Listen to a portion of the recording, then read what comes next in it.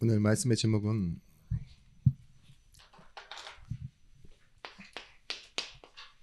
심판의 자리에서 이끌어내신 하나님의 사랑입니다.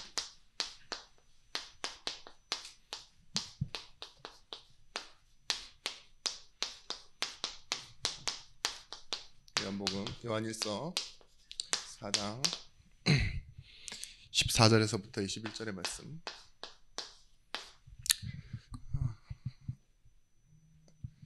예전에 나폴레옹 황제 때의 일입니다. 어떤 일이 있었냐? 처음에는 실수로 한 사람을 이렇게 죽음에 처하게 했던 사람이 있었는데, 그 다음에는 고의로 이렇게 일을 하다가 또 어떤 사람을 다치게 하고 죽게 했어요. 근데 이 사형을 받게 된 그 사람의 어머니가 찾아와서 나폴레옹에게 이렇게 얘기를 한 거죠. 은혜를 베풀어 달라, 긍휼을 베풀어 달라. 그랬을 때 이 나폴레옹이 뭐라고 했느냐? 당신의 아들은 긍휼을 받을 자격이 없어 라고 얘기했대요. 그죠? 같은 실수를 반복하고 똑같은 문제를 이렇게 했으니까, 그래서 공의대로 행하여야 됩니다 이렇게 얘기를 했대요. 그랬더니만 그 어머니가 뭐라고 했는지 아십니까?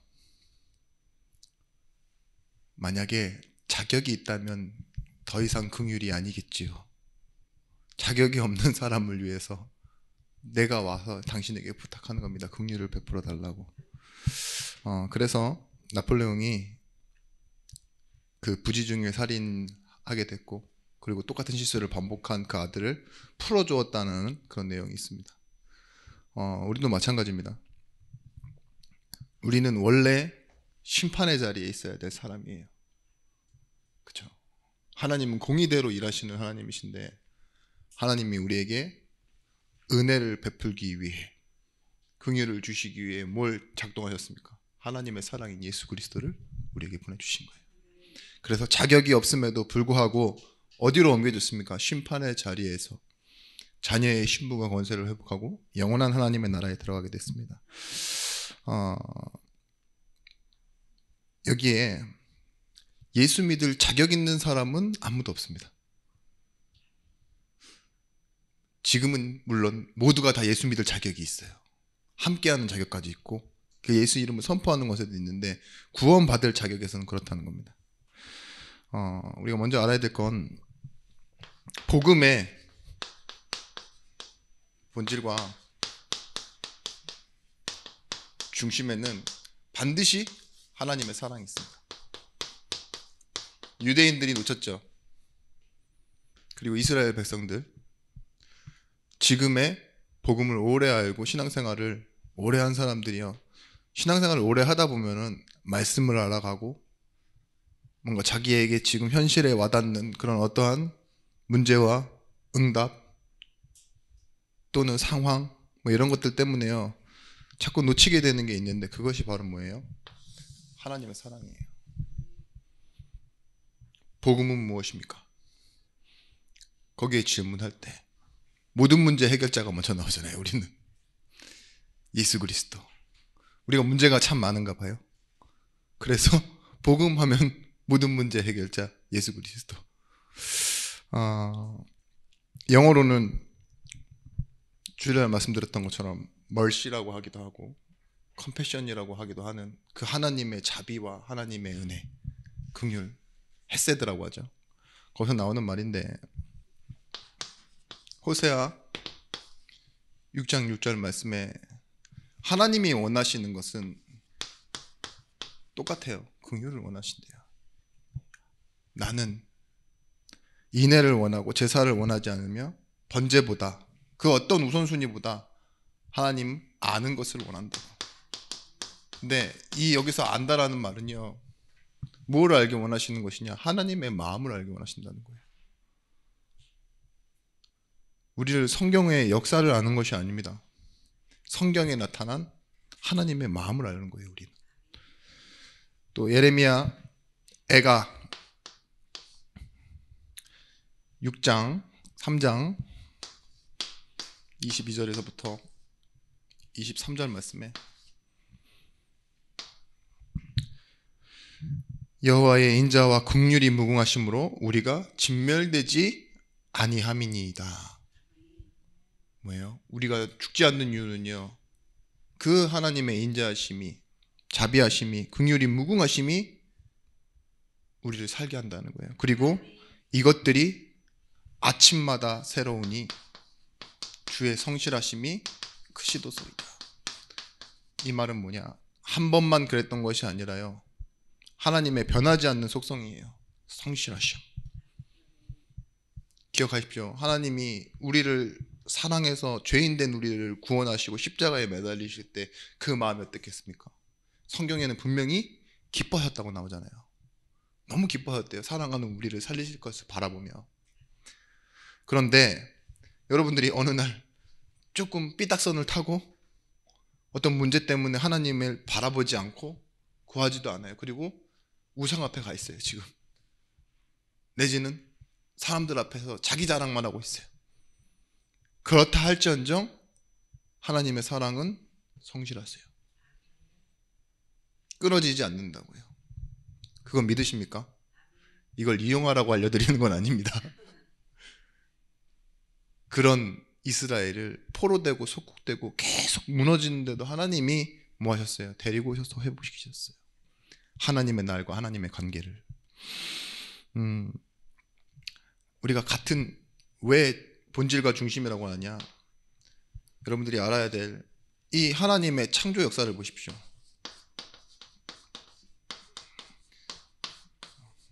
하나님의 창조의 이유가 무엇입니까? 세상을 창조하신 이유. 하나님과 함께 소통하고 하나님께 영광 돌릴 그 찬양 받기 위해서. 그죠? 그래서 하나님의 형상대로 우리를 지으셨을 뿐만 아니라 하나님을 형상받은 우리가 살아가도록 이 해와 달과 바다와 동물의 기는 것, 모든 것들을 다 만드셨다 그랬어요. 그 이유가 뭐냐고요? 중심이 하나님의 사랑이잖아요. 그런데 그 인간이 하나님의 언약을 놓치고 뭐 했어요? 거짓말에 속아 하나님을 떠나버리는 그런 죄악의 사건에 들어가게 되었습니다. 그래서 하나님의 방법은요, 그 죄 지은 인간을 그냥 죽음으로써 놓아두시는 것이 아니라요, 구원하시기로 작정하셨어요. 그게 이유가 무엇입니까? 아직도 사랑. 하나님 떠난 인간을 아직도 사랑하신다니까요. 그래서 계획하신 일이 뭐예요? 구원이고 실제로 성취하셨습니다. 오늘 말씀에도 10절의 말씀 보시면 사랑은 여기 있으니 우리가 하나님을 사랑한 것이 아니요 하나님이 우리를 사랑하사 우리 죄를 속하기 위하여 화목제물로 그 아들을 보내셨습니다.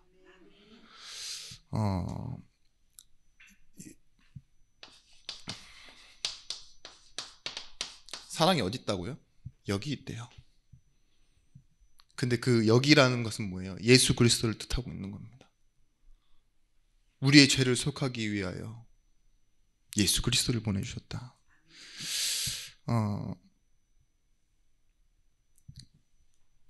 그러면서 하나님이 하나님의 목적을 어디서 나타내셨습니까? 그 사랑하는 독생자 아들을 주셔서 십자가를 주셨어요. 이것을 통해서 뭘 하고자 하셨느냐? 우리에게 확인케 하고자 하는 하나님의 방법이었어요.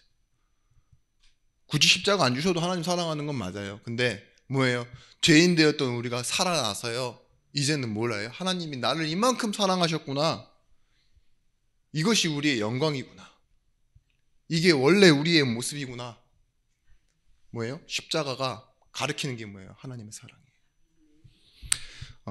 그래서요, 우리는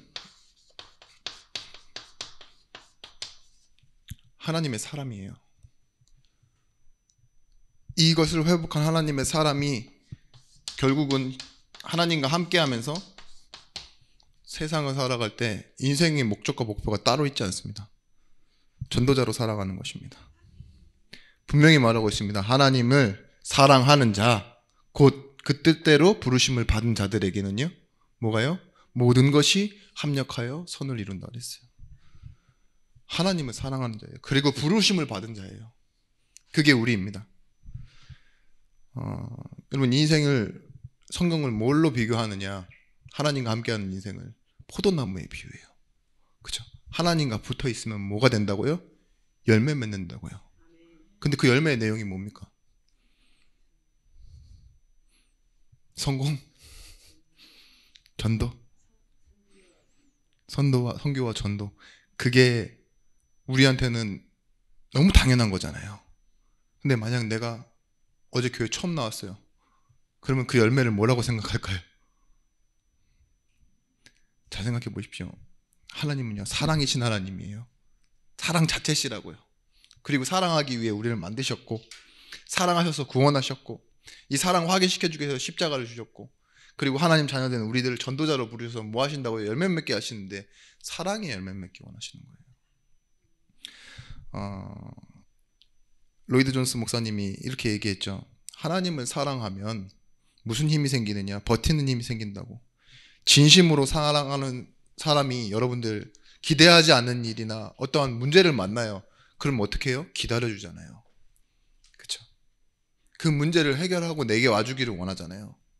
그런 것처럼 포기하지 않고 인내하고 붙드는 힘이 생기고 나를 희생하여 그를 더 낫게 만드는 선택을 한다고. 그러니까 우리의 사랑은 어떻게 보면 결과적으로는 나중에 선택이 되어질 수밖에 없는 거예요. 이 사랑에 대한 정의를 한 성경이 있죠. 고린도전서 13장 4절에서부터 7절의 말씀. 그런데 그 앞에 것 말고 뒤에 것만 읽어드리겠습니다. 7절 말씀. 모든 것을 참으며 모든 것을 믿으며 모든 것을 바라며 모든 것을 견디느니라. 여러분, 소망의 인내와 사랑의 인내, 그렇죠? 여러분에게 이게 있습니까? 2023년 시작하는데 첫 주제어가 긍휼이었어요. 그죠? 하나님의 마음으로 내가 긍휼 받은 자 되고 긍휼을 베푸는 자 되어지는 한 해, 우리가 전도로서 시작하는 한 해, 그 가운데 우리에게 필요한 조건은 아닙니다. 옵션이죠. 사랑할 때 우리에게 뭐가 되어질 수밖에 없느냐? 2023년에는요, 이게 되어질 거예요. 대신에 소망에 있네. 우리가 중요한 걸 바라보기 때문에 다른 것은 지나칠 수도 있고 기다릴 수도 있는 그런 인내 여러분에게 주실 겁니다. 여러분, 응답의 조건이 무엇이라고 생각하십니까? 열심? 아니면 내 자신의 선함? 교회의 배경? 기도의 배경? 많은 것이 있겠죠.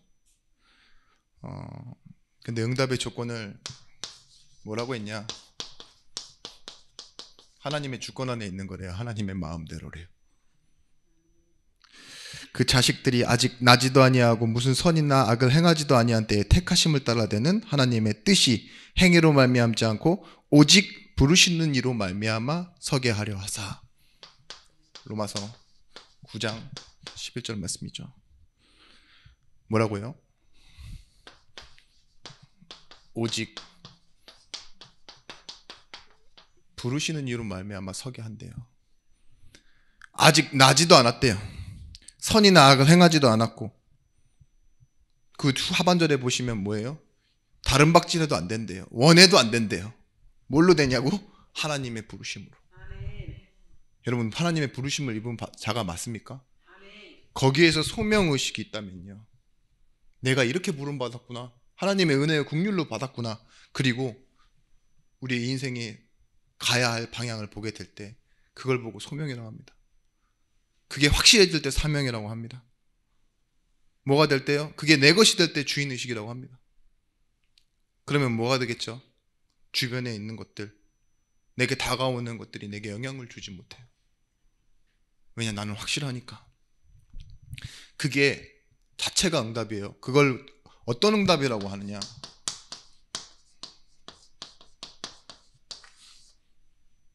다른 것에 영향받아서 바뀌고 변해버리는 건 응답이 아니에요. 하나님이 나에게 주신 것은 변하지 않는 거여야 됩니다. 복음, 변하지 않는 거예요. 하나님의 사랑, 이것을 말씀으로는 진리라고 하는데 처음과 끝이 같은 거죠. 그 정체성. 그게 내가 알고 있는 복음이고 그게 내가 받은 신분과 권세예요. 정체성. 이걸 가지고 계셔야 됩니다. 문제가 뭡니까? 어떠한 사건과 사고가 생깁니까? 그렇다 할지라도 우리는 변하지 않아요. 그래서 우리는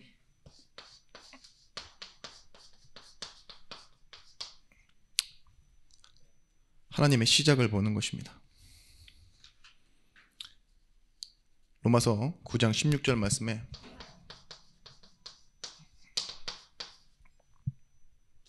그런즉 원하는 자로 말미암음도 아니요 다른 박질하는 자로 말미암음도 아니요 오직 긍휼히 여기시는 하나님으로 말미암음이니라. 그러니까 좀 함축하면 하나님이 택하시고 하나님이 은혜 주실 자에게 은혜 주신다 이 말이에요. 그래서 우리는 뭐 하면 되느냐?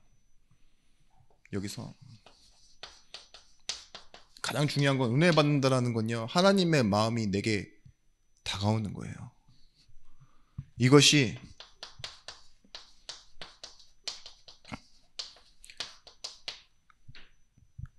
성령 충만이라고 합니다.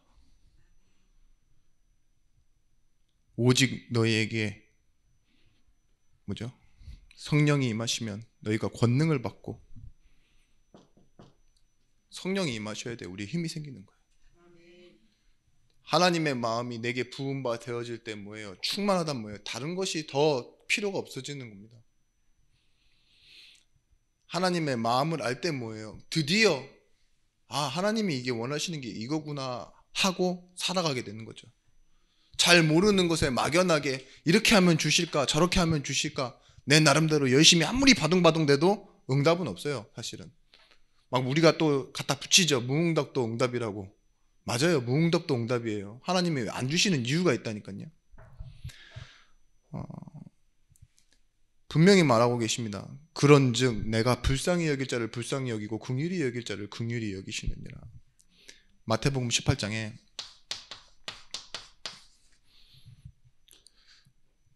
분명히 마땅하고 당연한 것을 말해요.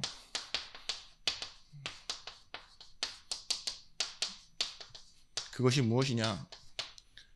한 10,000달란트 빚진 자와 100데나리온인가요? 빚진 자의 비유를 통해서. 근데 1달란트가 우리 한국 돈으로 얼마 정도 되냐? 달란트 얼마 정도 될 것 같아요? 한 12억 8천 정도 됩니다. 오늘 환율로. 네. 그런데 1달란트가 근데 10,000달란트면 얼마일까요? 제가 계산을 해봤습니다. 12조 7천억입니다. 근데 이 사람이 그 빚을 탕감받고 나서 누구한테 갔대요? 100데나리온 빚진 자. 한 데나리온이 얼마냐? 하루 일당 10만 원으로 쳐봤어요. 10만 원으로 10일이면 얼마죠? 100만 원. 100일이면 1000만 원. 12조 7천억을 탕감받은 사람이 가가지고 뭐 했어요? 1000만 원 빚진 자 불어다 놓고 때리고 가둬뒀다니까요. 그걸 알고 주인이 노해서 이렇게 얘기해요. 이에 주인이 그를 불러다가 말하되 악한 종아, 내가 빌기에 내가 내 빚을 전부 탕감하여 주었거든 내가 너를 불쌍히 여긴과 같이 너도 내 동료를 불쌍히 여김이 마땅하지 아니하냐. 여러분, 내가 받은 것을 모르면요, 마땅히 당연한 것을 모르게 돼요. 나를 놓쳐버리면 삶은요 다 수적인 계산이고 힘의 논리고, 그렇죠? 여러 가지 사람들이 가지고 있는 현상으로만 보여진다고요. 내가 어디에서 구원을 받았고 내가 무엇으로 살아갈 수 있고, 이것을 아는 근원적인 축복을 모르면 마땅한 것이 아닌 뭐예요? 마땅하지 않은 것, 순간순간 변하는 상황, 거기에 따라 저놈 잘 걸렸어 이러면서 붙잡게 되어지고. 어떤 사람은 그러더라고요. 기도가 안 되어지는 자신의 모습을 보니 다른 사람들 틈바구니에 뛰어들려고 말로 뛰어들고 행동으로 뛰어들고 어떻게 해서든 혼자 있는 시간에 준비하고 그러더라고요. 그 삶을 딱 한 단어로 하니까 분주함이래요. 분주함. 나는 열심히 뭔가를 생각하고 머릿속으로 움직이고 준비하는데 그런 걸 보고 분주함이라고.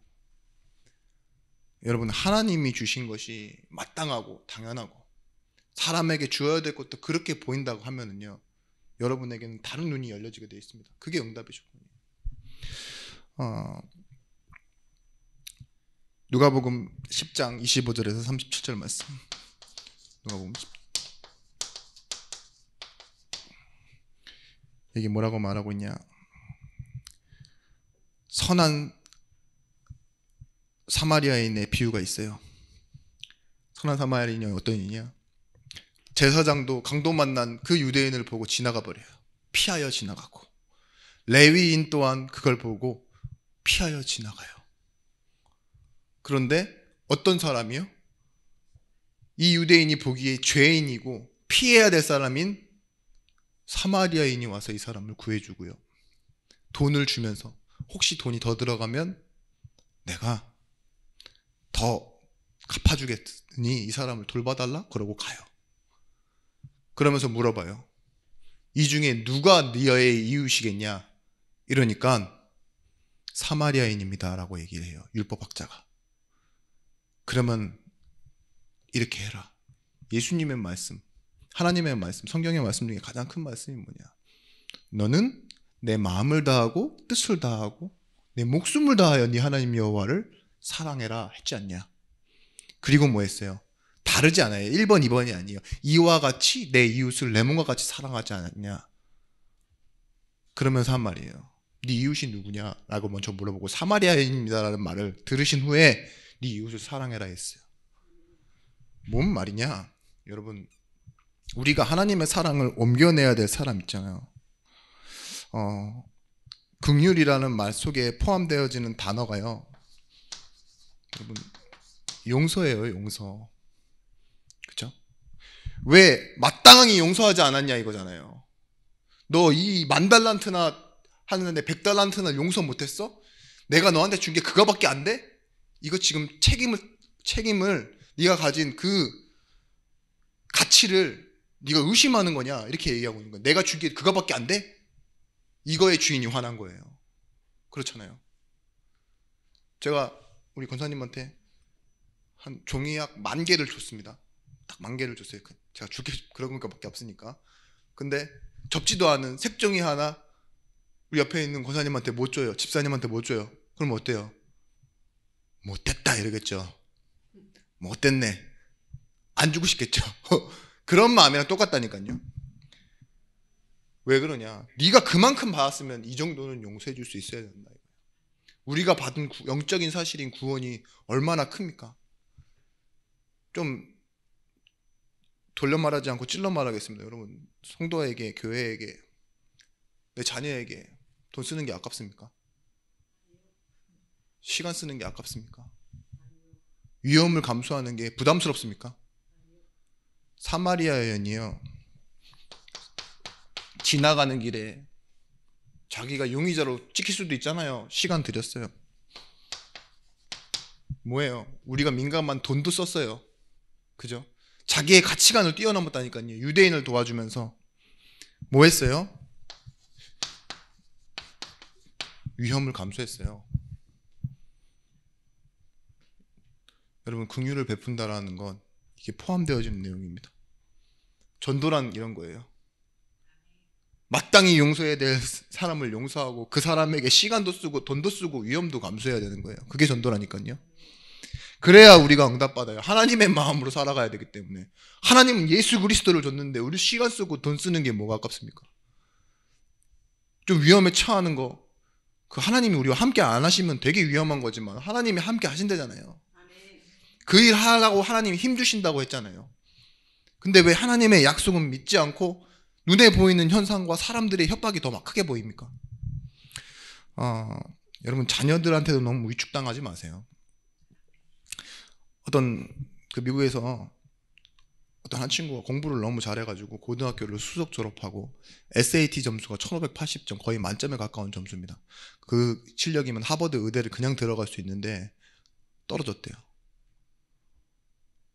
엄마가 가서 물어봤대요. 왜 떨어졌냐고. 이 친구가 인터뷰나 뭐 에세이에서 이상한 소리를 하면 떨어지죠. 그런 것도 있지만 떨어진 이유에 대해서 얘기해 주길 그렇게 얘기했대요. 의대에 가서 사람들을 돕고 살리겠다고 하는 사람이 일평생에 헌혈 한 번 안 됐다는 건 말이 안 된다. 그래서 떨어졌다 이랬대요. 공부 잘했죠. 자격 조건 충분히 다 싸죠. 근데 그 사람의 프로필에 이제껏 다른 사람을 위해서 한 번이라도 헌혈 한 번 해본 적 없다고 그게 나오는 거예요. 역시 미국이 대단한 나라죠. 그걸 가지고 떨어뜨리면 지금 가서라도 한번 헌혈 받고 와 이래가지고 합격해줄게 이럴 텐데 그게 아니라니까요. 본질과 바탕과 그릇을 보는 거예요. 우리는 마찬가지입니다. 어떻게 하면 응답받지? 열심히 살고 우리 생각에 좀 그런 게 많이 있다니까요. 하나님의 말씀에 내가 은혜를 충만하고 정리를 잘하고 뭔가를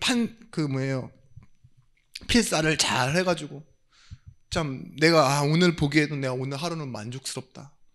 난 내 시간을 쪼개고 뭔가를 했는데 그게 나를 위한 시간이었지. 가치 없는 자를 위해 쓰는 시간이 얼마나 아깝습니까? 제가 요즘 그런 일이 많아요. 내 의지와 상관없이 막 어디에 끌려갔는데 돈까지 쓰고 와봐요. 그러면은 되게 마음이 찹찹합니다. 잠도 잘 안 와요. 왜냐하면 늦게 들어왔는데 바로 자기가 너무 아까워. 나도 내 시간 가져야지 하다 보니까 시간 많이 갔어요. 그리고 말씀 준비할 때는 머리가 복잡해요. 사실은 그 일이 아주 잘된 일인데도 불구하고 내 마음엔 상처로 남아있어요. 뭔가 손해로 남아있고 좀 답답하다니까요. 언제까지 이런 관계를 내가 지속해야 되지? 나 왜 이렇게 호구처럼 살아야 되지? 이런 생각할 때 없으십니까? 예를 들면 그래요. 결혼식 갔을 때 여러분 봉투에다가 이 현금 집어넣는 게 쉽냐고요. 내가 쓸 게 많은데 뭐 워낙 여유가 있으시면 그런 고민을 안 하겠지만 저는 안 그래요.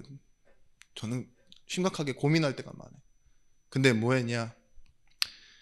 기분 좋을 때는 그래 먹든지 마시든지 하나님의 영광을 위하여 이렇게 하지만 아닐 때는 체면으로 해요. 체면으로. 그래도 내가 목사인데 그래도 알던 사람인데 나중에 또 뭐 어쩌가 돌고 돌다가 뭐 좋은 일이 있겠지. 하나님 갚아주십시오. 뭐 이러면서 혼자 그렇게 하는데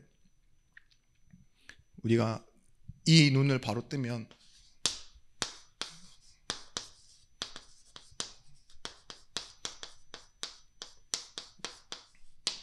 보이기 시작합니다. 긍휼의 대상이. 에스겔서 16장 49절 말씀에 내 아우 소돔의 죄악은 이러하니 그와 그의 딸들에게 교만함과 음식물의 풍족함과 태평함이 있으며 또 그가 가난하고 궁핍한 자들을 도와주지 않냐며. 쥐는 부자인데 뭐예요? 남들을 도울 수 없대요. 궁핍함을 돌보지 않는데요. 그 말은 뭘까요? 이 사람들이 악하다라고 하기보다는요, 소돔 땅 고모라 땅 아시잖아요. 하나님의 은혜와 긍휼이 전혀 없었던 땅이에요. 잘 살기는 하지만. 우리 주일 강단 말씀에도 나왔잖아요. 하나님의 진노가 뭐라고요? 내버려 두심. 미워한다라고 말했던 그 바로왕, 에서 이런 사람들의 특징이 뭐였다고요? 하나님이 은혜를 주지 않으셨다고요. 애굽 말고 에서, 야곱의 형 에서. 여러분 고통 속에 있는 그들이 내 마음속에 들어오는 게 긍휼입니다. 저들의 진짜 운명과 아픔을 보는 것 있죠. 그게 내 마음속에 들어오는 게 긍휼입니다. 사도행전 3장에 베드로가 배반하고 부인하고 도망쳤지만 다시 찾아와서 자기를 설득해서 어린 양 먹이라고 하는 그 길에 성전으로 가다가 안진뱅이를 봤어요. 뭐가 보여요? 운명이 보여요. 그래서 뭘 선포합니까? 내게 있는 것이 금과 은이 아니니까 내게 있는 건 너에게 줄게. 나사렛 예수 그리스도 이름으로 일어나 걸어라. 운명에서 완전히 빠져나와라 이렇게 얘기하잖아요. 여러분 그래서요 마태복음 5장 7절 말씀에 긍휼히 여기는 자 뭐예요? 긍휼하심을 받게 될 거라고 그랬어요. 받은 자는요 뭐 할 수 있다고요? 원리를 말해 주신 거예요. 베풀 자가 된다고요. 고린도후서 8장 9절 말씀. 우리 주 예수 그리스도의 은혜가 너희가 알거니와 부요하신 이로써 너를 위하여 가난하게 되심은 그의 가난하심으로 말미암아 너희를 부요하게 하려 함이라. 고린도후서 8장 9절에 뭐예요? 하나님께서요 원래 부요하신데 우리를 위해 가난하게 되셨대요. 그게 하나님 사랑이에요. 자신의 부를 포기해서 가난하게 되실 만큼 우리를 사랑해 주셨대요. 있으나마나 한 것 주신 것이 아니라 하나님은 우리에게 주심으로 가난하게 되실 만큼 모든 것 그걸 다 주셨습니다. 신명기 14장 28절 29절 말씀에 여기에 나오는 고아, 객, 과부 이런 사람들이 어떤 사람들이죠? 구제 대상이에요. 실제 삶 속에서도 어려움을 당하고 있는 사람들. 매 3년 끝에 그의 소산의 10분의 1을 내어 다 내 성읍에 저축하여 너희 중에 분깃이나 기업이 없는 레위인이나 내 성중에 거류하는 객과 고아와 과부들이 와서 먹고 배부르게 하라. 그리하면 내 하나님이 여호와께서 내 손으로 하는 범사에 내게 복을 주시리라. 교회가 해야 되는 일이 구제가 맞아요. 근데 그걸 뭘로 하라고요? 11조로 하래요. 레위인인 분깃이 없는 주의 종, 헌금, 객, 말 그대로 집이 없는 사람들이에요. 그리고 홀로 남겨진 고아와 과부들에게 뭐예요? 하나님의 사랑을 나눠주라고요.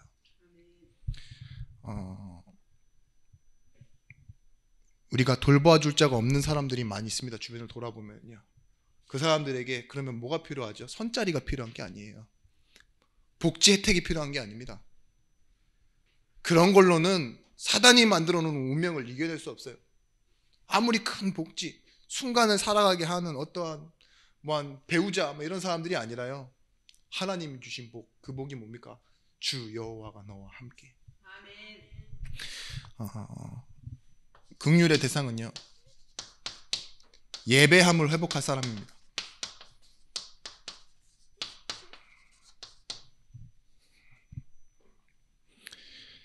신명기 15장 8절 말씀.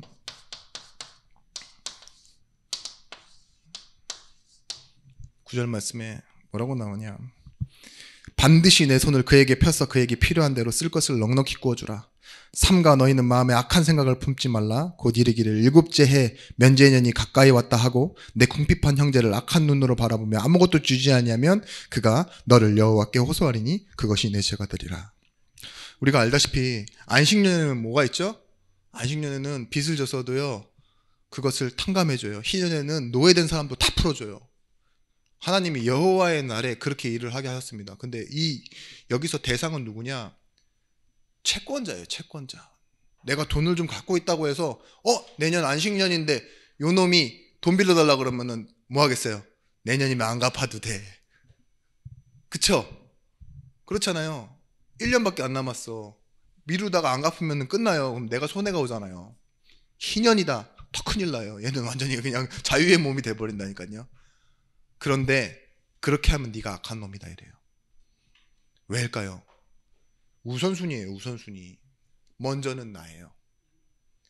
왜냐? 그 희년과 안식년을 주어서 기억하게 하시는 건 뭐예요? 네가 그렇게 하나님의 은혜 속에서 살아가는 사람이다.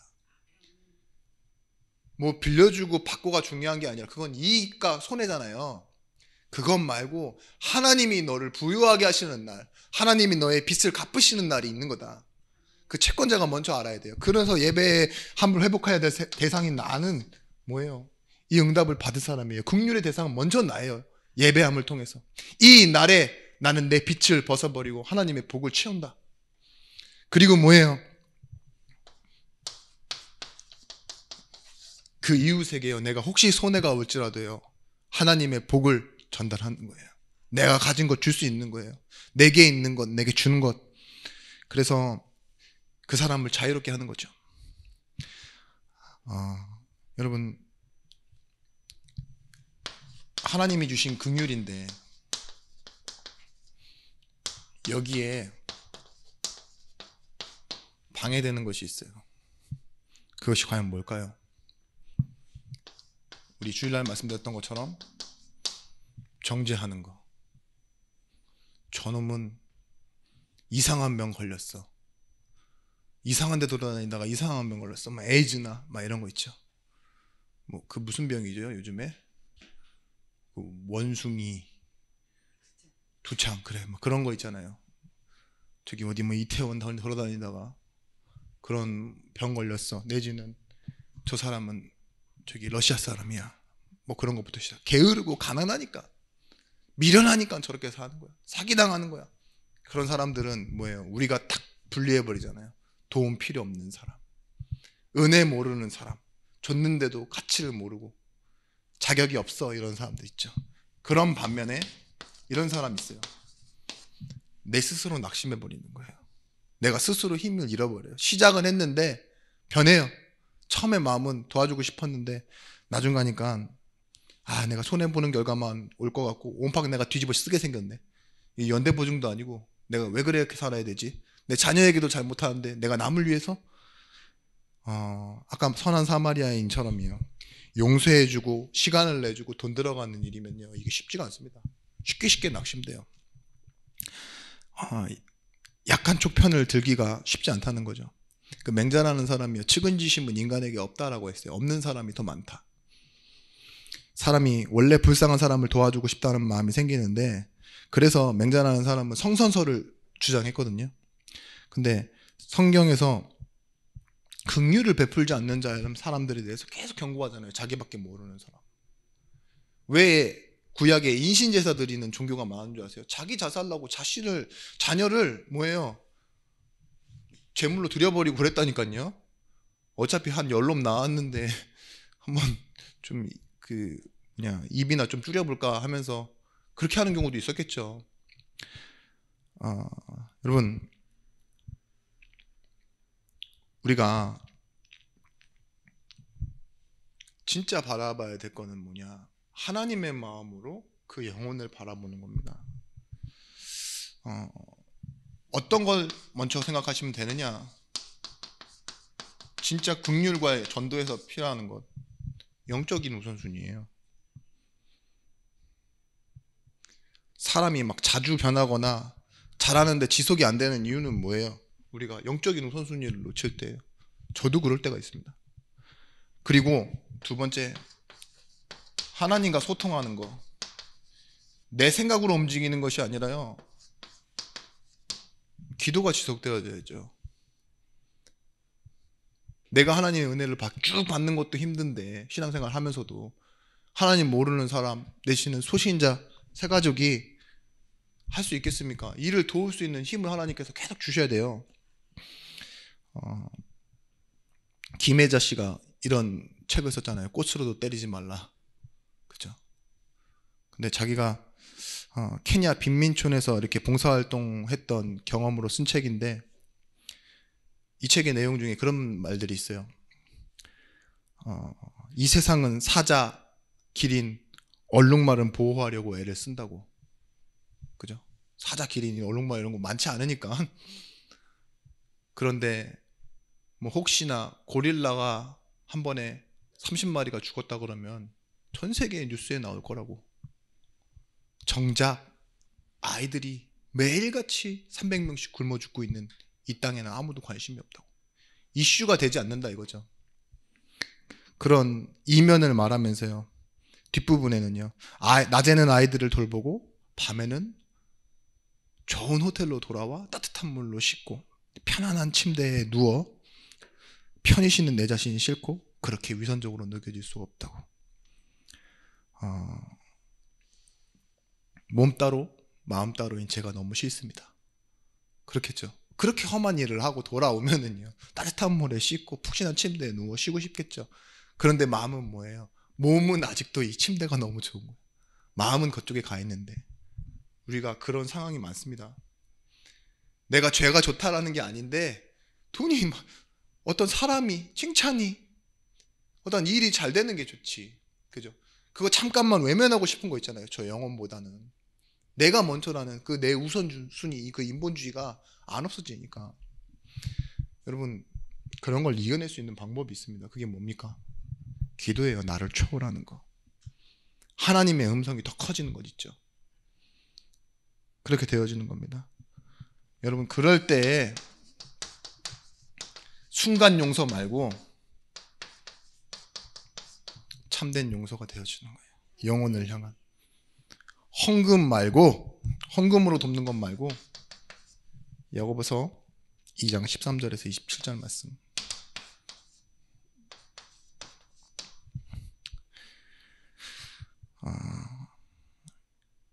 17절, 27절에 17절.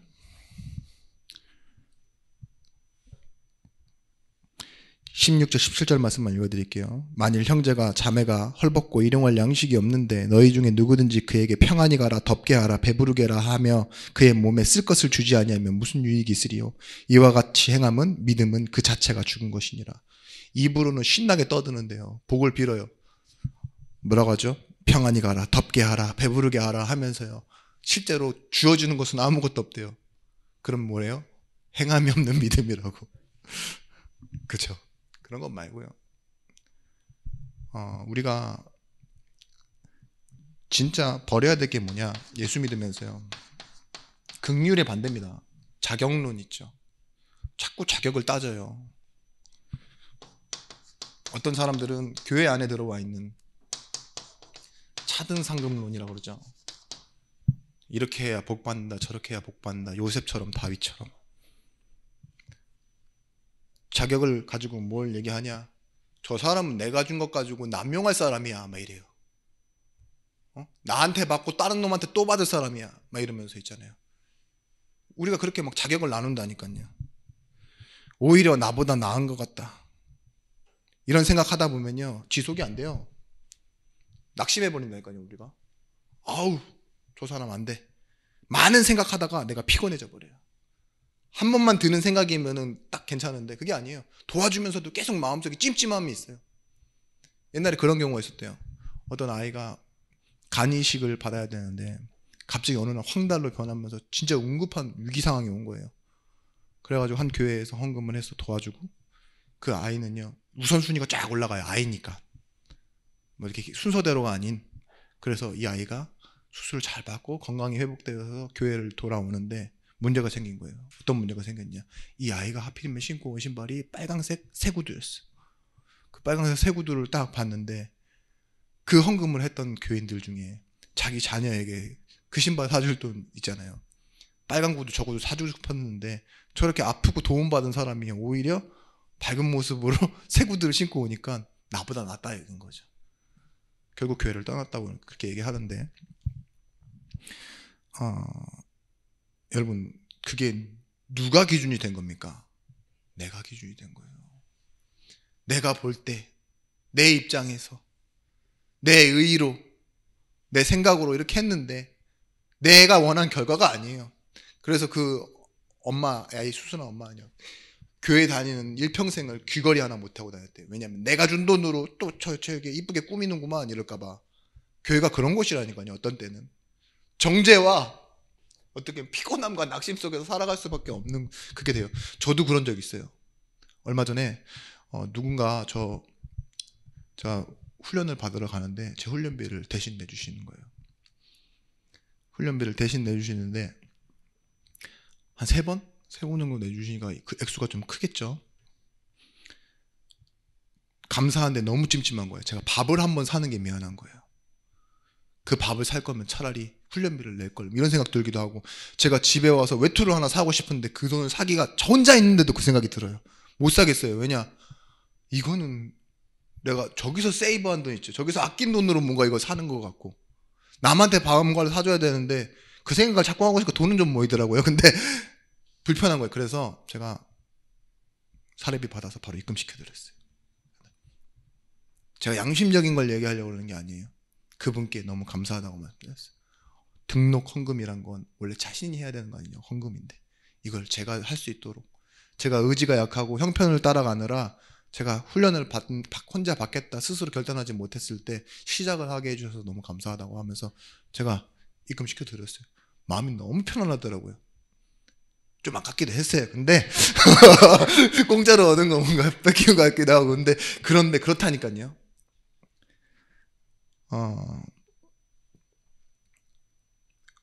우리가 내 기준에, 내 생각에, 내 형편에서 낙심하고 때론 누군가를 정죄하고 그 피곤함에 계시지 말고 하나님 주시는 힘으로 하셔야 돼요. 그런 사람을 보고 뭐라 그러냐, 하나님의 사랑을 전달해 주기 위해 남은 자라고 하는 거예요. 하나님이 그 자리에 아무도 없을 거예요. 근데 남겨두신다니까요. 왜요? 남는 자 찾도록. 남는 자에게 뭐 하려고요? 이 사랑을 전달하도록. 여러분 왜 남은 자 되셔야 됩니까? 예, 뭐 남은 자 보고 뭐라 그래요? 낙오된 자라고 하기도 하고 숨겨진 자, 흩어진 자 이런 자 그러잖아요. 디아스포라. 왜 남은 자냐? 하나님의 사랑 전달하라고 남겨두는 거예요. 우리가 실패해서 남은 게 아니라 우리 남은 자 중에요 또 하나님의 구원을 받아야 될 사람이 있으니까요. 그걸 보고 전도자라고 합니다. 오늘 19절 말씀 보시면요, 같이 읽겠습니다. 오늘 요한일서 4장 19절 말씀 한 목소리로 읽겠습니다. 우리가 사랑함은 그가 먼저 우리를 사랑하셨음이라. 뭐예요? 우리가 그를 사랑하면요, 하나님께서 우리를 먼저 사랑하신 거래요. 내가 하나님 먼저 사랑한 게 아닙니다. 과거 치유가 돼야 돼요. 자기의 내 어떠한 폼 있잖아요. 이제까지 살아왔던 폼, 아니면 이 잘남으로 하는 그런 것이요, 하나님의 사랑이 없으면 아무 유익이 없대요. 고린도전서 13장 3절 말씀에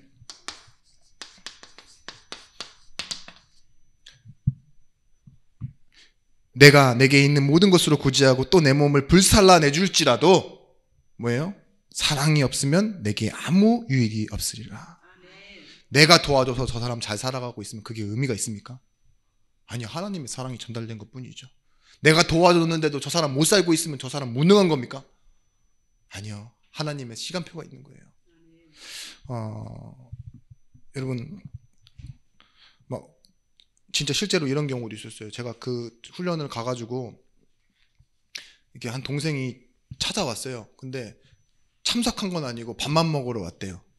뭐 이런 놈이 다 있지. 그런데 그래도 마음속에 뭐가 있냐면, 남은 오후 스케줄이라도 내가 전액 훈련비를 좀 이렇게 지원해서 이 친구가 좀 훈련을 받고 가게 할 걸 후회가 되는 거죠. 안 그렇게 했거든요. 잘 가, 밥 먹고 잘 가 이랬어요. 저는 나중에 오후 스케줄 끝나고 갈게 이랬는데, 그게 마음이 너무 걸려서 집에 오는 길에 전화를 했더니만 어디니? 이러니까 저 지금 아울렛인데요. 그래서 아울렛? 그래서 뭐 하려고? 그러니까 저 가디건이 하나 필요해서 사고 있어요. 비싼 거야? 네. 갑자기 짜증이 확 나더라고요. 나는 마음 써서 내 거 이렇게 해가지고 훈련비라도 좀 주고 싶었는데, 얘는 돈이 없어서 하는 게 아니구나. 듣고 있다면 미안하겠지만, 근데 보세요. 그게 뭐냐? 나보다 나은데 내가 내 수준을 넘어서서 왜 하나님 나한테 이런 이상한 마음을 주십니까? 사실 알고 보니 정말 이상한 선택을 했는데, 별거 아닌데 나는 왜 그럴까요? 사실 내 과거 치유, 내가 뭘 해도 불살르더라도요, 하나님의 사랑 없으면 다 가짜예요. 그렇게 실망하는 존재가 나라니까요. 내 기준에서 보고 나 혼자 힘 빠지고 이상한 놈이다라고 생각하는 그게 나라니까요. 그래서 뭐예요? 우리는 반드시 하나님이 내게 주신 은혜, 이걸 가지고 과거를 다 치유해야 됩니다. 그리고 우리가 너무 잘 알고 있죠. 로마서 5장 8절 말씀에 이 시간표를 보셔야 돼요. 우리는 구원받았지만 우리가 아직 죄인 되어 있을 때 하나님 움직이셨어요. 또한 하나님은요, 우리와 함께 갚아주세요. 잠언서 19장 17절 말씀. 가난한 자를 불쌍히 여기는 것은 여호와께 꾸어 드리는 것이니 그의 선행에 그에게 갚아주시리라. 뭐라고 했습니까? 내가 가난한 자에게 주는 건요, 하나님이 나한테 빌리는 거래요. 하나님 채무자라고요. 네, 하나님이 갚아주신대요. 하나님이 뭐 하신다고요? 원래도 그러세요. 주신 이도 하나님이시고 가져가신 이도 나한테도 그런데, 남한테는요 뭐예요? 하나님이 내게 채워주실 거래요. 이자까지 빵빵하게 하나님 주실 겁니다. 웃으시는데 진짜예요. 하나님이 오늘 여기 모이신 이 밤에 은혜 주신 여러분들에게 하나님의 사랑을 전달할 남은 자로 바로 돌아가셔서도 보이는 그 모든 것이 하나님의 긍휼과 은혜로 보이셨으면 좋겠고 2014년에도 그래서 내가 현장을 가야지 계획하고 의지하고 또 작심삼일 되겠지만 그게 아니라 내 마음속에 솟아나는 하나님의 긍휼과 마음, 그 하나님의 사랑이 여러분들을 움직여 가시기를 기도합니다. 기도하겠습니다. 하나님, 말로 다 할 수 없는 하나님의 은혜, 또한 우리를 이끌어 가시고 우리를 세우시는 그 하나님의 말씀의 능력 앞에 우리가 살아갑니다. 하나님이 이 힘이 없어 세상에서 우상 앞에 절하고 사람을 바라보며 잠시의 기쁨, 잠시의 즐거움 때문에 매일같이 수고하고 무거운 짐을 지고 가는 그들의 영혼을 바라보는 영안을 열어 주시옵소서. 우리에게 그래서 진짜로 참된 필요가 무엇인지 알아 성령 충만을 구하는 제자들이 되어지게 하시고, 남은 자가 모여 공동체를 이룬 우리 교회에 하나님께서 그 능력의 역사의 시간표를 이끌어 가심을 보게 하여 주시옵소서. 그래서 전도와 선교 속에 있는 그 하나님의 참 축복을 회복하는 예중교회가 되어지길 원합니다. 주의 종을 살리는, 우리의 후대를 살리는, 자기 자신을 세우는 예중교회의 성도들이 되어지길 원합니다. 이제는 만왕의 왕이 되신 예수 그리스도의 크신 은혜와